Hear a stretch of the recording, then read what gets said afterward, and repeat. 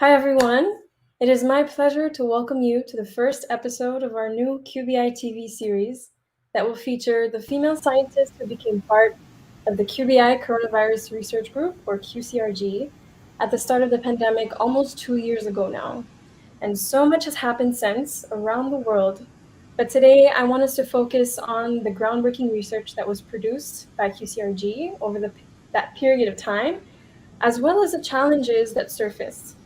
So I'm Alexa McCourt, a media and events coordinator at QBI, and today we have with us a core contributor to QCRG, QBI principal investigator Shaeri Mukherjee. So Shaeri, I open the floor to you to introduce yourself and tell everyone what your overall research area of focus is. Thank you, Alexa. As you mentioned, my name is Shaeri Mukherjee. I'm an associate professor in the Department of Microbiology and Immunology located at the Parnassus campus of UCSF. I'm also deeply honored to be part of QBI and QCRG, and it's been an absolute honor and pleasure to be part of that great team in this last 1.5 years. Great, well, thank you. And it's an absolute delight for me as well to have you here for this discussion, especially because in early 2020, just a few days before the lockdown, I had the chance to interview you about your choice to join QCRG and really about the sense of urgency that inspired a multidisciplinary team of scientists to gather and fight COVID-19. Just when people were starting to realize just how bad the virus was. So before we dive deeper into this, I want to take a look at that footage. And seems like forever ago, but let's take a look at that. Concerned about the outbreak, and I'm worried that it could become a pandemic. And my role is, as a cell biologist, understand how the virus manipulates the host cell, how it enters, what processes are involved, and what organelles inside in the cell are being affected. And working with such experts is a dream come true in some ways, and I'm excited to collaborate with them. And it also gives us an opportunity to use this as a tool to understand not just this particular virus but other viruses and bacteria, and it will be a really useful thing to study. So there we have it. And now here we are, almost 2 years later, having gained quite a bit of perspective. I actually, when I said that that it would become a pandemic, I didn't realize. I still didn't know that it would become that bad, right? Like, what has happened in this 1.5 years almost feels like a movie came out of a movie, right? Like so. Exactly. Yeah, in many ways, it feels unreal now that we know what the outcome was of that, since I filmed you then. But to start us off, can you walk us through the story of how you became involved with QCRG and why? Did you feel that it was important to you to contribute to that effort? How was it? How was it like? Yeah, first and foremost, I would like to thank Nevin because he is an amazing leader in terms of getting people together. And I think he was a magnet basically to, have all these different PIs with different expertise come together on this QCRG platform. And the common goal was to understand coronaviruses, understand SARS-CoV-2, how it acts, with definitely intention of helping out with therapeutics, but also learning basic principles of host pathogen interactions as well. And the way I come in is through cell biology. Like, so I am mostly interested in understanding what happens inside the cell, like how proteins move, how they know where to go, and very little was known about how this particular virus would affect those processes. And so I got excited about the opportunities of like working with these stalwarts and knowing and contributing about some of the processes of cell biology that I study in my own lab, but in context of another disease, which is Legionella pneumophila. So so it was an amazing experience for us. Two of my trainees worked on SARS-CoV-2 project. We were part of that initial paper that looked at the interactome of what SARS-CoV-2 proteins bind in the host cell. And that was fascinating because we found several secretory pathway proteins interacting with SARS-CoV-2. And I formed a mini subgroup of the QCRG, which is protein trafficking. And many different faculty joined in. They got excited.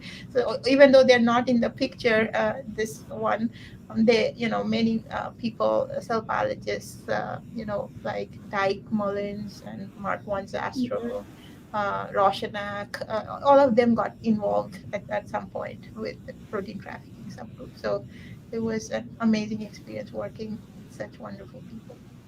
Absolutely. And I just wanted to remind our audience that the picture that you just saw was again around that same time, a couple days before the shutdown. And since then, the group has expanded to include so many researchers around the world. So, yeah, I just want to point out that it was a lot more than what was pictured in this picture. Yeah. So, you mentioned protein trafficking, and I'd like to better understand a bit what it is and what role does it play in SARS-CoV-2? Sure. So, inside the cell, there are many different membranes. There are endoplasmic reticular membranes. There are, endosomal membranes, lysosomal membranes, and certain proteins work in certain membranes, or they're in the cytosol, and they need to be transported, right? Like when a virus enters, it needs to be, replicated, and then it needs to be packaged and then move out of the cell. So for that, the virus has like this one has only 29 proteins, so that's not enough to do all of those processes. So what the virus has to depend on is the host to facilitate some of these processes, and some of the host proteins that direct trafficking. So in other words, like when we go from one place to the other, we have a Google map and we just type in our destination and we go there, right?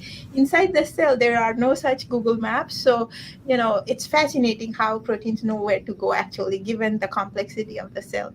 So we were interested in knowing how SARS-CoV-2 figures out inside the cell where to assemble, where to package, and how to exit the cell, because a lot was known about how it enters, like the receptors that Right. bind the virus and brings it in, but how it actually then replicates and then figures out how to do the packaging on top of which membrane, and then how it can come out of the cell is something that we were interested in, because that's been my like expertise of studying protein trafficking, like a traffic police person. I want to know how they know what's a green light, what's a red light, when they stop, right? Like it's very cool for me to understand these processes inside this.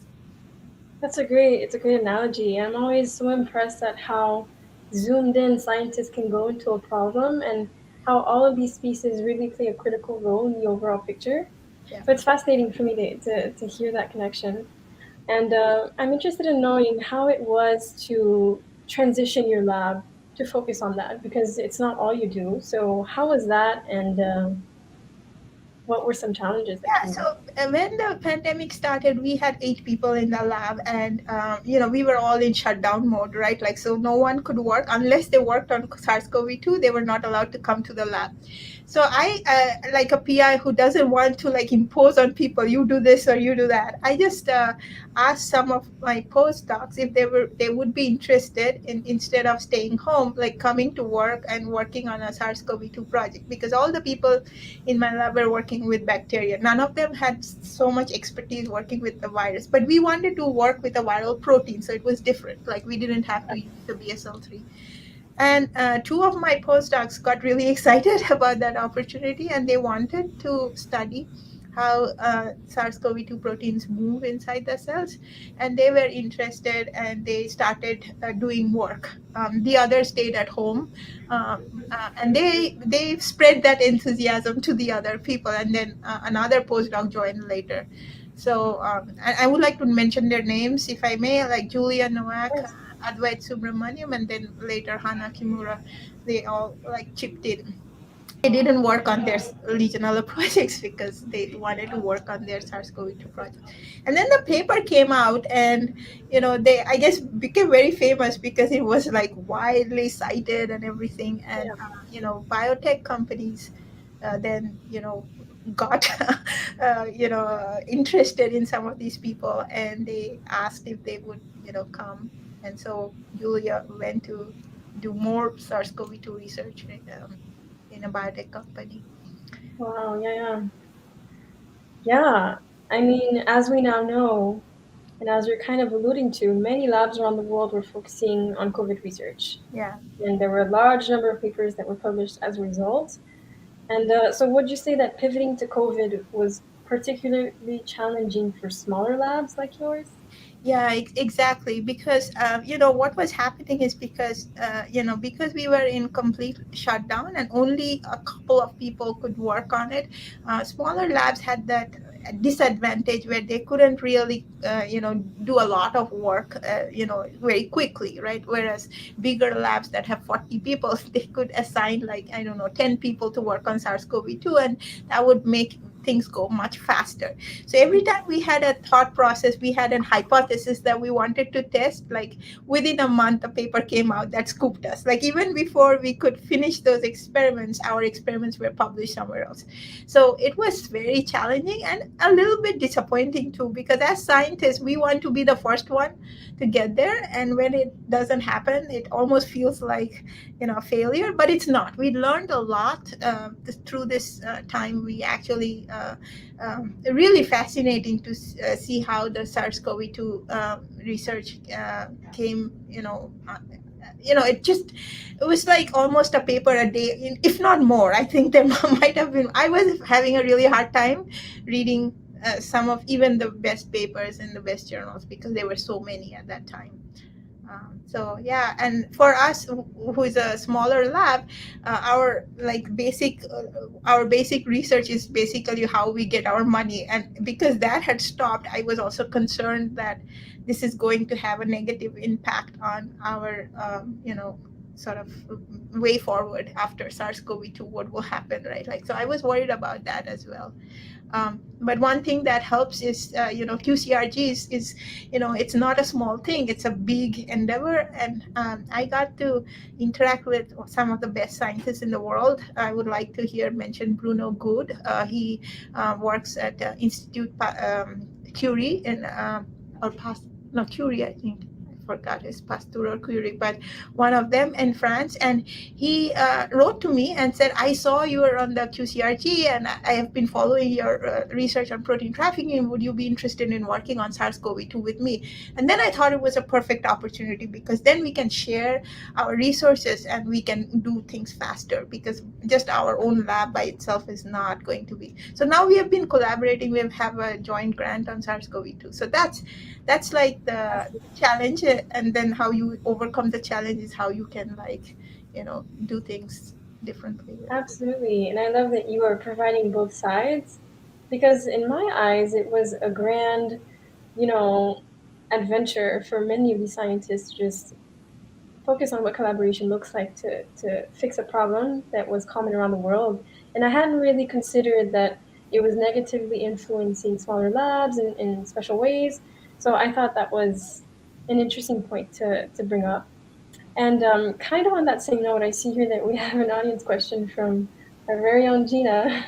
It's very related. It says, what would you say that other research areas suffered in the past year and a half from all the attention that was being given to COVID research?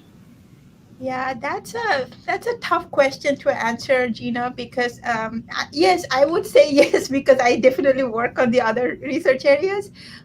So I would say, like, a lot of money was devoted to SARS-CoV-2 funding, and that went there. But at the same time, a lot of people who are smart enough to understand the pulse of science, they jumped on that wagon, and good for them, right? Like, so they got actually a lot of funding in the past year because they were involved in a way with COVID research. And so it's not like they can't use that money to do more research than just COVID, right? So in the end, I think it trickles down to the overall growth of a lab. So I think that I would have to say that I really don't have the data to know how the other research suffered, but I have a feeling that because of the shutdown, smaller labs suffered more than the bigger labs, because their productivity went down because they just didn't have enough people working. And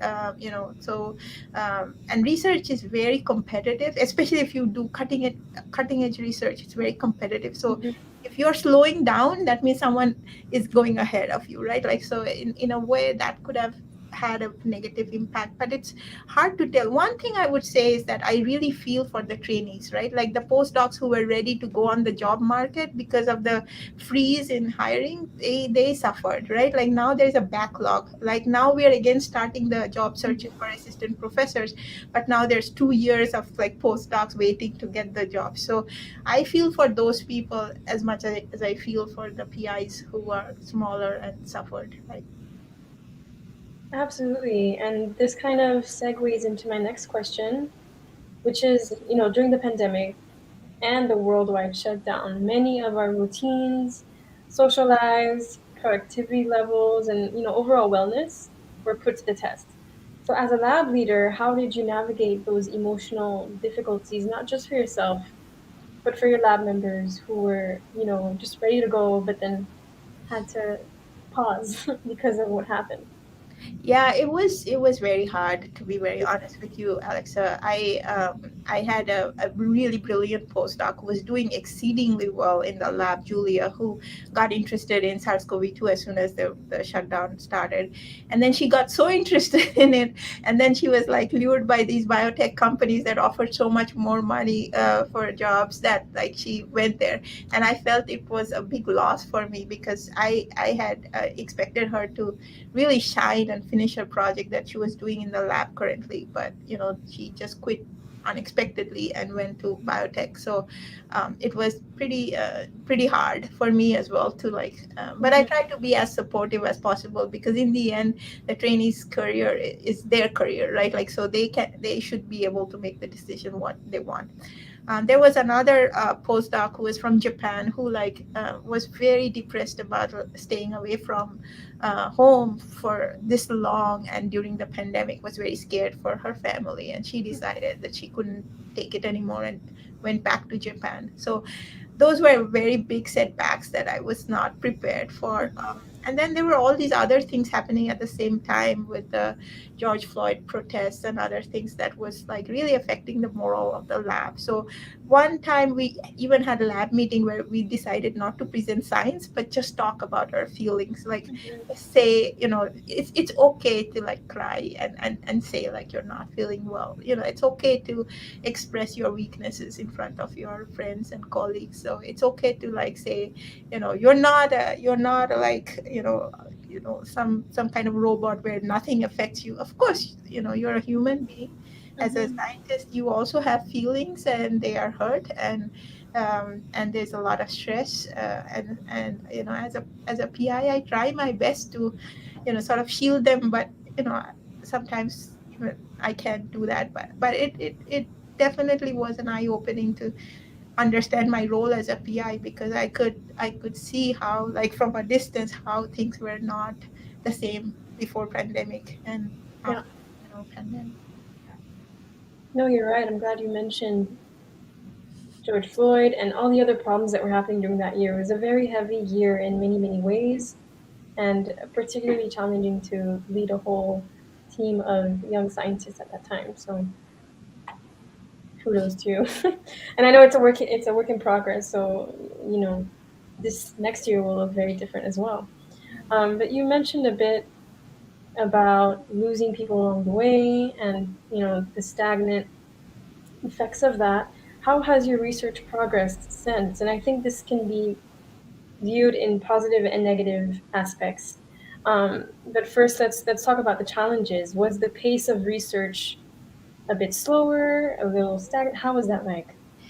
Yeah, I would say that it became slow. Obviously, in when March came and there was total shutdown, there was obviously no research for like 3 or 4 months, I believe. I think June we started having some, going back to some kind of normalcy, and then it was like 25% or something, and that was hard because people were saying that they didn't find anyone else in the lab to talk to, and even though they were allowed to spend like, I don't know, 4 6 hours in the lab, it was challenging for them to concentrate when there was no one around.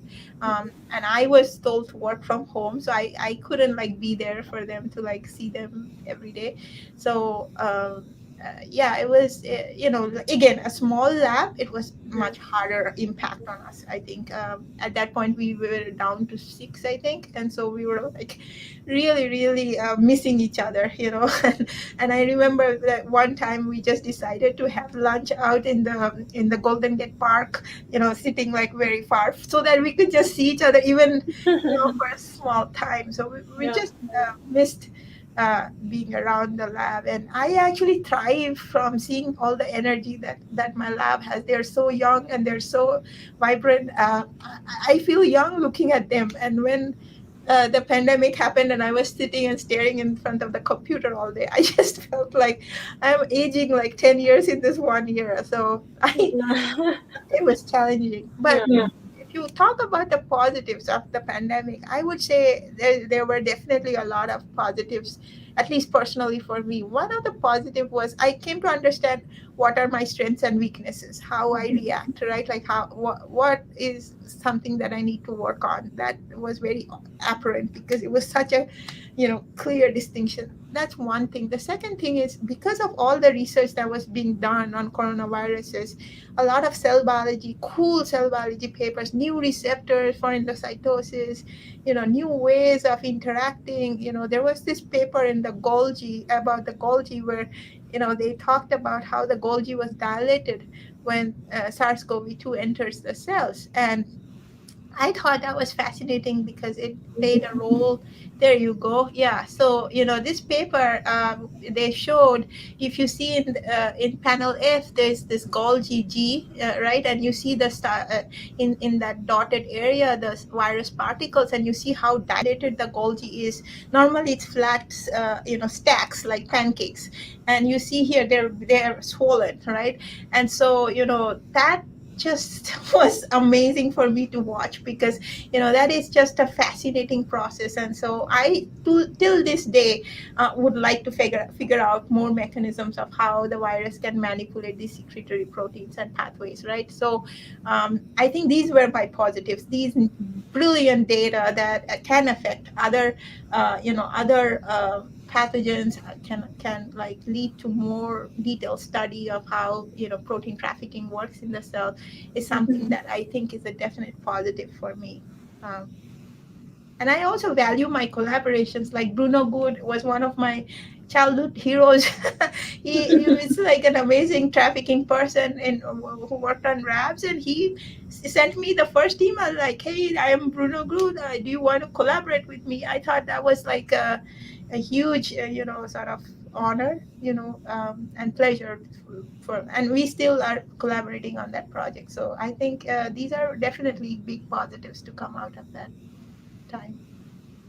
Absolutely. It's sort of, sorry, I hear an echo a little bit. Let's try that. Okay.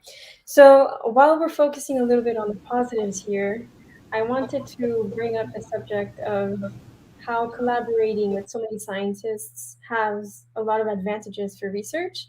And this kind of ties in well to this audience question here. How did being part of QCRG inspire you to think of science as a collaborative endeavor rather than working in silos? And how has this experience changed your research journey? Yeah, I think that's a fascinating question. I think the person who would answer this question best is Nevan Krogan, because I think he is the epitome of collaborative endeavors. Like, I think he collaborates with almost all countries in some capacity, and I'm only a small fish in that big pond. So I would say, like, very humbly, I feel very, very honored that they thought of me as a potential collaborator, and I'll do my best to keep this collaboration going even after coronavirus is gone, because it just opened up so many new opportunities to collaborate and talk about science with these amazing people. So I think this has definitely changed my research journey. I feel a lot more comfortable reaching out to people and asking, do you want to collaborate with me on this project? So I think he definitely it has changed the way I thought of science, in a way. Absolutely. Yeah, I am a big fan of the collaborative science that I've seen over the past year and a half. I think it not only gets research farther, but also quicker. And it's fascinating to see how that might continue in other ways, other diseases. So I wanted to ask you also, what's next? Because you alluded a little bit that you would probably want to continue being involved in COVID research. Um, but again, how do you think that that model really influences science overall? Yeah, sorry. I think that the new batch of students that joined UCSF, the new first year's PhD students, I feel like there's some of them that are very much interested in working on SARS-CoV-2, even if the pandemic is maybe on its way out. I don't know, fingers crossed, hopefully, but they are very much interested in understanding that. So if we get good grants, good funding, and there's a student who is really interested in doing protein trafficking work with SARS-CoV-2, I would say why not? Let's dig deep, and usually we work with some hypotheses and mechanisms, and it takes longer for us as a group to come up with a paper than something where you can do a screen and publish the screen quickly. So our work is takes a I feel a lot longer than some of the other type of research. So I would say if someone was that dedicated, then even when the pandemic is over, they're still, dedicated enough to know the fundamental principles of trafficking, then sure, I would be happy to have those people come and join. But it's been a little challenging to bring in some new people in the lab because of COVID. All these visa restrictions, travel restrictions, from different international postdocs are finding it hard to get visas to come. I have not gotten a lot of good postdoc applicants, even though I advertise for them. So it's been challenging in that way to grow the lab the way I thought I could. But because of the SARS-CoV-2 research, there is maybe some funding opportunities that will come up in the near future where we can maybe grow the lab again back to where it was. And that would be my definite positive to come out of this year. I really hope so. I really, really hope so. And you alluded a little bit to this earlier on, but in a smaller lab or even in a bigger one, whenever there's a pandemic like this going on, other ideas and other research quests tend to sort of fall back and not be able to get pursued. So, what are some of the other ideas other than COVID that you look forward to Yeah, I moving have a forward? really, really exciting project that's going on right now. One of the postdocs who was working on COVID is now back to his own project, and he's doing amazing. His name is Advait Subramanian, and he has found a really cool tRNA mimic. So so tRNA is the one that brings amino acids so that you can have protein translation. So from the mRNA, you add one by one amino acid to make a protein, right? And the tRNA is necessary for that process. And so we actually found a protein in a pathogen that is secreted that mimics the host tRNA, and we are very excited about that project. So that's something that that has nothing to do with SARS-CoV-2, but that's something that we are really hoping to finish in the next couple of months, and then see, hopefully finish. Yeah, no, that is super, super exciting. And I'm glad that you always have a pool of ideas to pick from, you know? Um, we have another a question from Prosper here, sort of on the same theme of collaboration, but this might be a good way to end our segment today. Mhm. It's how would you use your new experience in collaboration to help shape the views of emerging scientists and sharing science results to laypersons or to the public? I think that's a great question. And I think, Alexa, you are doing a great job of doing that, through these interviews and through these, I think this is very important for the public to know, what is it that we are doing? There's some misconceptions out there, in public that we are very, as scientists, very kind of crippled in our thinking, and we are very narrow, and we don't really want to tell our results to anyone. God forbid they scoop us, but that's not the case. What we have seen at UCSF especially has been very open collaboration, and it has really shaped how I view of emerging scientists, and I tell that to my trainees so that when they become PIs, they can, continue this process. That we actually spread goodness in the scientific community, and that we are happy to share. I mean, how like Nevan shared all his constructs with the world, like how FedEx like shipped it to all parts Yeah, of the world yeah, was fascinating to see. So yes, if we can even achieve a part of it, that would be, the best thing to happen for sure. absolutely. Great answer. Great way to end our segment here. I can't believe that it's already been a half hour. But I want to thank our audience for joining us today for the first of many to come episodes on continuing to highlight the women of QCRG who continue to do great things even after the pandemic on COVID research and more. And thank you, Shaeri, for being with us today. It's always a pleasure to talk to you and learn about what you're doing. And I really appreciate you, opening up the floor to some of your recent works. Thank you so much, Alex. It was a pleasure. Thank you. All right. I'll see you all next time and subscribe to QBI TV for more episodes. Bye, everyone.